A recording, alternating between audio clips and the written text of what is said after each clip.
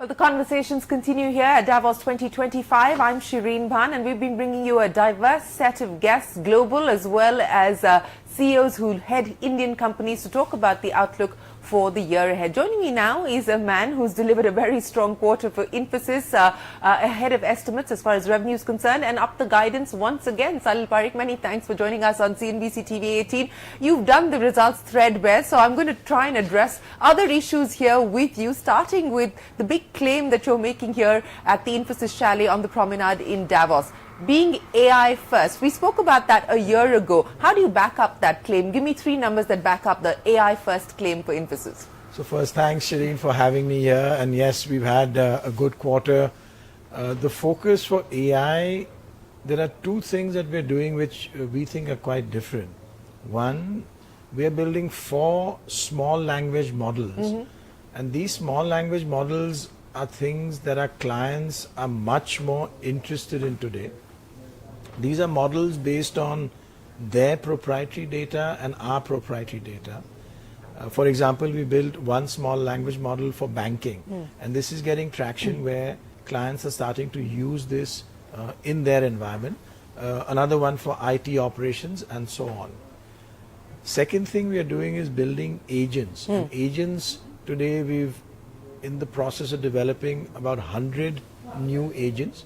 To give you one example, we built an agent for doing research work. Okay. And this is in production with a client for a technology company where their internal people and their external customers can research what the product specifications are and changes are by using an agent. Right. And huge benefit to them.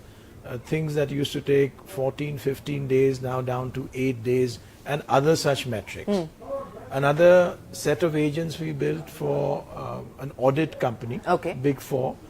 There we built 3 agents which are looking at their full audit process, and again changes in there. So our view of being AI first putting it for clients, and then inside. So all of our service offerings have been infused with AI. We built AI roadmaps. We are doing AI which is secure by design, and responsible AI, where we want to make sure everything that we can build in to avoid what could be not good uses of AI. We're doing at the start itself. So how many people now trained? The last time we spoke here, you had given me a number. What does that number look like today in terms of the people that have been trained on AI within Infosys? So within Infosys, it's a huge number because there are 2 types of training. One is what we call AI aware, and one is a deeper training where people are using it. The AI aware, which is a broad training, is over 270,000 out of about 320,000 people are in this AI training. And it's really across the board because there needs every discussion with client, every deal, every large deal, every medium deal. There's a lot of interaction on AI, so it's built into many things. So clients are asking you now specifically for what the AI use case is going to be and how you can contribute to that?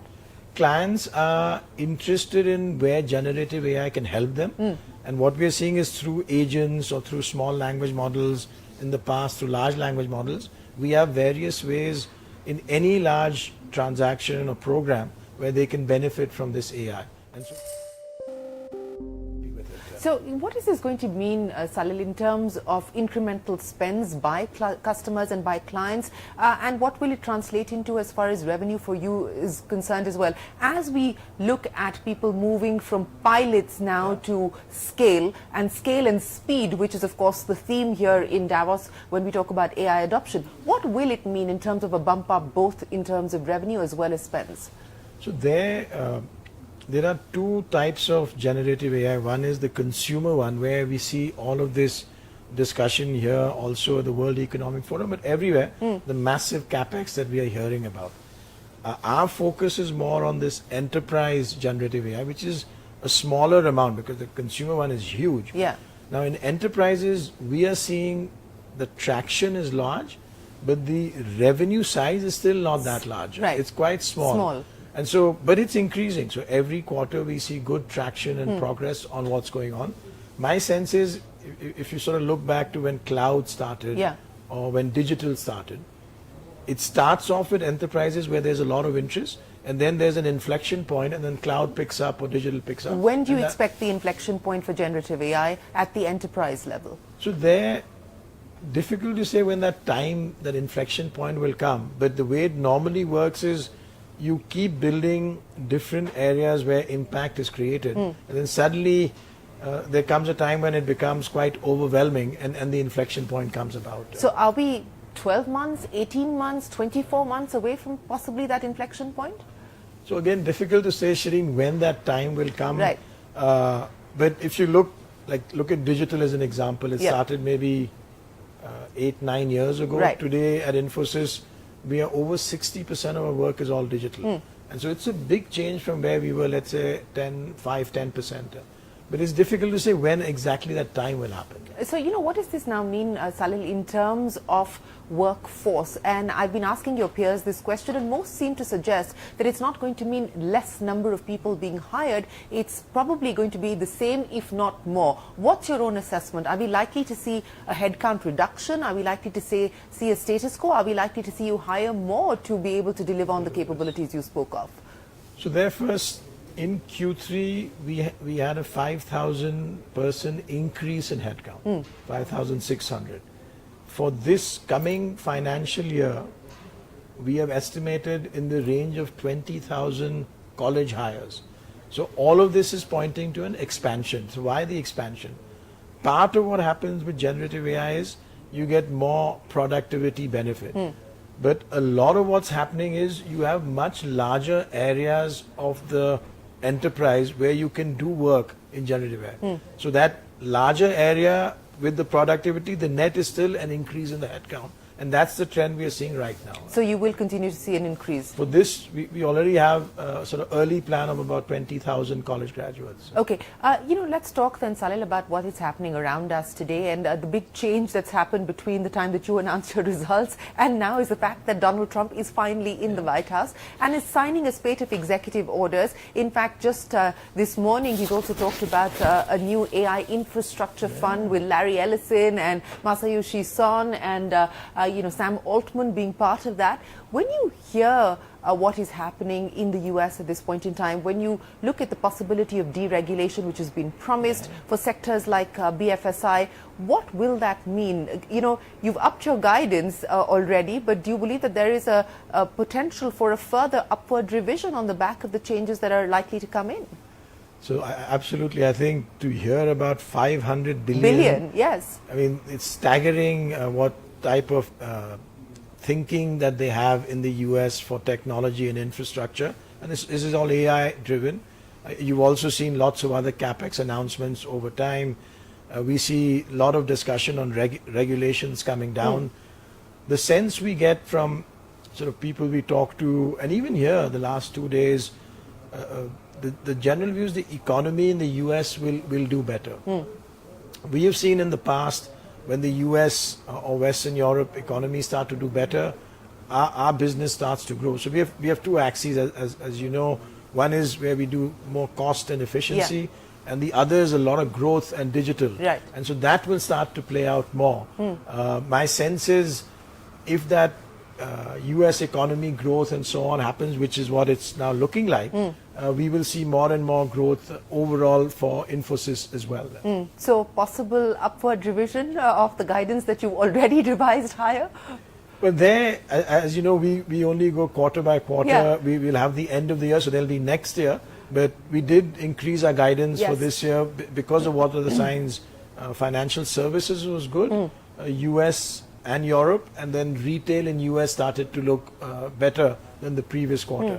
So the thing with the US, as the economy, all these things sort of filtered into the economy, we will see how it plays out. But specifically as far as the BFSI side is concerned, because I'm picking up a lot of optimism from the CEOs that we speak to. In fact, Brian Moynihan at Bank of America was here also talking about the possibility of deregulation. What are you hearing from them at this point in time on what they will perhaps need? So I mean, you've seen their results are just incredible for some of the large US banks. Even the European banks' results, we've seen over the last couple of quarters improving. My sense, at least what we hear from our clients in financial services, they will continue to focus on cost and efficiency, which they want to do. But with this, there's much more investment in new technology which can help them drive growth. So drive growth, for example, we could consider building, as an example, an agent that can help them do analysis of credit, that can help them do analysis of customer segmentation. So there's so much new generative AI work that can happen, and as they'll start to spend more, which will help them drive growth, we will hopefully support them. You know, one of the other interesting conversations that I've been having with some of your peers seems to suggest that perhaps Indian IT services also finds itself at an inflection point today as the world is moving into a generative AI driven world. Now, in that context, the advantage that Indian IT services has enjoyed is being able to deliver efficiency at scale. But now, will you need to be much more IP-led and IP-driven? And what will that mean as far as changing the DNA of your organizations is concerned? So no question there's going to be much more focus on whether we call it IP or innovation. So there is definitely, with the way generative AI is moving, let's say to build a small language model, we've put together an innovative approach.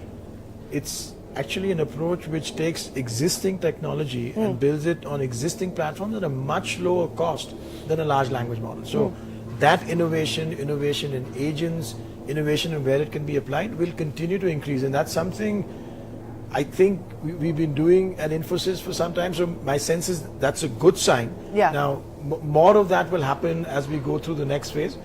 And we will continue to have that, let's say, the intense focus on cost and efficiency. So both of those axes will go well. But will you need to speed up on the innovation side? And what will that mean in terms of the capital required, the capital deployment that will be needed to push this agenda forward? So for us, we are still, as you know, very much what they call a light asset or light business in that sense. So our investment, even this small language model we built, is significantly smaller, the investment, than what we have read and heard about what large language models take or other things take. So our focus is going to be more on making those innovations, but without doing something that will stretch us on our balance sheet. We have a good balance sheet, but we are not in a position to do these massive capital investments, and we will work within that balance sheet to make that innovation happen. But will that be enough? And I understand the constraints as far as the balance sheet is concerned, but will that be enough is the question, given the fact that we're seeing such rapid moves in technology and such a fiercely competitive space. I mean, you're talking about agents. Literally everyone here is pitching the same story. Agentic AI is the buzzword from Salesforce to you. Everyone's talking about it.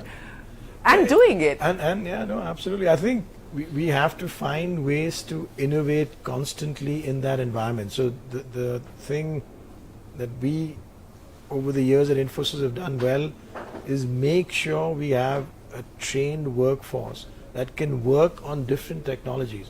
Typically with a lot of these other technologies, some will work well and some won't. So already today, as you're aware, in the foundation model world, we basically coalesced to maybe 3 or 4 that are doing well. Last year when we spoke, there were at least 15, 20 in the mix. And all of them have spent massive amounts of money. So our objective is really to work with all of them and make sure that our employees are skilled enough to work on the new ones that come up, which is a different services approach as opposed to more capital incentive product approach. So let's come back to the bread and butter stuff. When you took over, margins were between the 26 to 28% range. What's the expectation now on when you will be able to get there? And also, the specter of double-digit growth, and I've been speaking to your peers about it as well. No one's giving a definite timeline, but everyone says it's not improbable, it's not out of reach. So on, let's say, margins, we've put in place over the last few years a program internally to make sure that we improve margins. It's a very comprehensive program. Our CFO is leading the charge on it. So internally, we are very positive about it. And over time, our aspiration remains to be in that sort of a high margin range. And my sense is we will achieve it over time. What is over time, Salil? Over time is over a period of time when we make all of the sort of actions within that program make that happen. So is that a year out? Is it a 2-year period? Is it a 3-year period? What are we talking about? So we've not externally called it out in that way, but internally we do have some pretty clear goals of what we want to do over the next few years. And we have, my sense, a good set of levers that can help us to get to higher and higher margins. On the growth, I mean, we've already 6.1% growth in Q3. My sense is that if what we discuss about the US economy that starts to come about, the European economy in many parts, for example, the Nordics, working well, we will start to see that flow through to our business. And as that starts to flow through, whenever that happens, we will see a good sort of connection and good growth. But we don't, again, have a view on what the timeline is for when that double digit will happen. So let me get a little bit more specific, because the view from everyone that I've spoken to so far is that 25 is expected to be better than 24, and 26 could perhaps be, in the words of one of your peers, an explosive growth year. So let me get you to either confirm or concur or disagree with what you hear. I think for them it could exactly be that.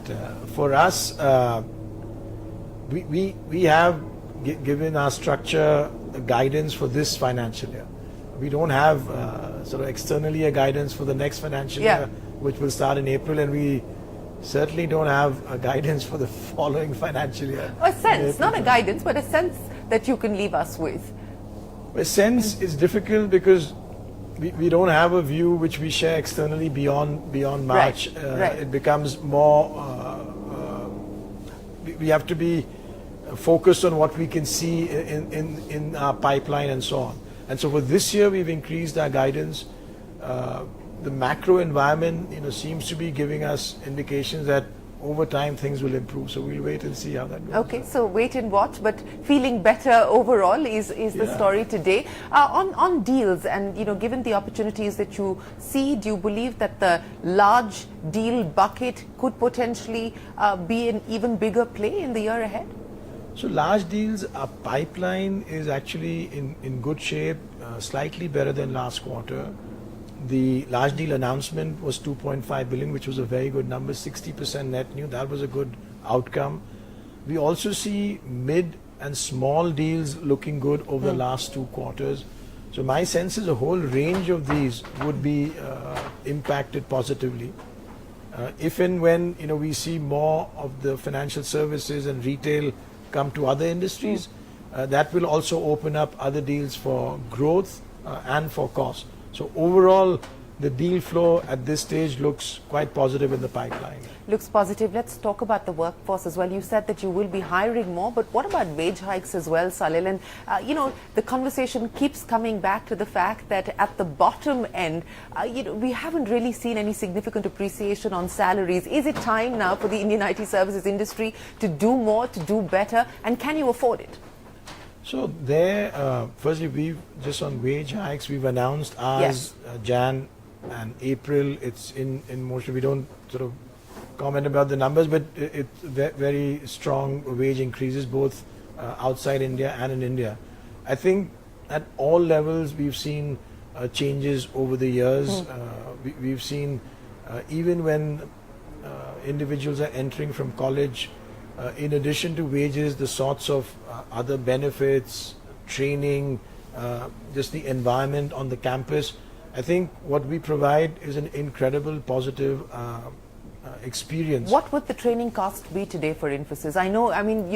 You've been perennially running one of the largest education programs, so to speak, but what would the training cost be at this point in time, especially given the generative AI move that you're making? Exactly. So there, we don't sort of share outside the training cost, but just to give you a sense, we have 3 months of training for each of the college graduates to join us. And then each year after that, especially in the early years, but all through, there's training where individuals have to go through different courses. And especially now with AI, there's a lot of change. So people who've been, let's say, in the company for 5 years or 7 years, there's a shift from some of the things that they have learned to also learn more about generative AI. So training is a huge part, and that's one of the reasons I think why, my sense, we remain the best delivery organization where clients really trust us for what they can get done when they entrust their projects to us. So, Salil, 7 years now at the helm of Infosys, the 7-year itch for you at this point in time in terms of how you want to continue to transform the organization. I know you've laid out a transformation plan. Are you satisfied with where you find yourself today? And are there any specific focus areas that you will prioritize in 25?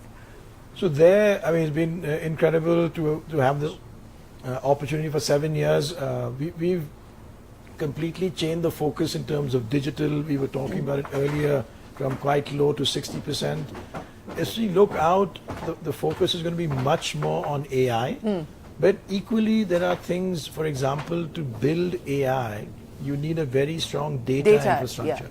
And we are extremely good at that. So that's going to be a massive growth area. Cloud, you need a very good cloud infrastructure for our clients, both private cloud and public cloud. So that will be in a big way.